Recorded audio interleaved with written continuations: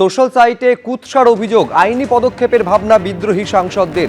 তৃণমূল সাংসদ মহুয়া মৈত্রর বিরুদ্ধে আইনি পদক্ষেপের ভাবনা বিদ্রোহী সাংসদদের। ভার্চুয়াল বৈঠকে 20 জন বিদ্রোহী সাংসদ। কি বলেছেন কাকলি ঘোষ দস্তিদার, শুনবো।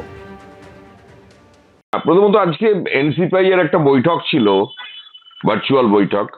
আপনারা মিট করেছেন একসঙ্গে, কি সিদ্ধান্ত হলো আজকে?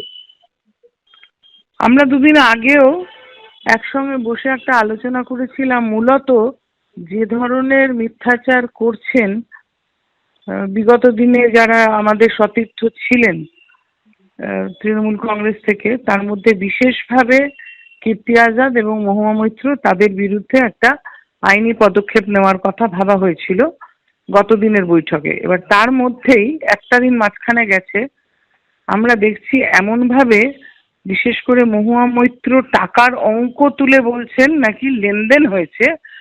আমরা এর বিরুদ্ধে আজকে একটা ভার্চুয়াল মিটিংয়ে 20 জন মিলে সিদ্ধান্তে এসেছি যে এর এই মিথ্যা কথার বিরুদ্ধে আমরা বিশেষভাবে সংবাদ মাধ্যমের মাধ্যমে, আপনাদের মাধ্যমে জানাতে চাই যে কোনো রকমের আর্থিক লেনদেন হয়নি। এবং উনি যে 4 কোটি, তারপরে মাসে মাসে 1 কোটি খবরটা দিচ্ছেন, তার মানে উনি কি কারোর সঙ্গে যোগাযোগে আছেন যারা ওকে এই টাকাটা দেবে বলে বলেছে? এবার মহুয়া মৈত্রর কি বক্তব্য, শুনবো। মাস আগে অবধি যখন আমরা বিধানসভা নির্বাচন চলছিলাম, তখনও তাদের প্রবলেম ছিল, যদি অভিষেক ইজ দ্য প্রবলেম বা দল ইজ দ্য প্রবলেম, তাহলে 1 মাস আগেও সেটা প্রযোজ্য ছিল। তাহলে এই এমপিগুলো ওই 1 মাস আগে অবধি তারা কিন্তু গলা ফাটিয়ে বাজেট সেশনে ঝগড়া করতো যে আমি বলবো দলের হয়ে।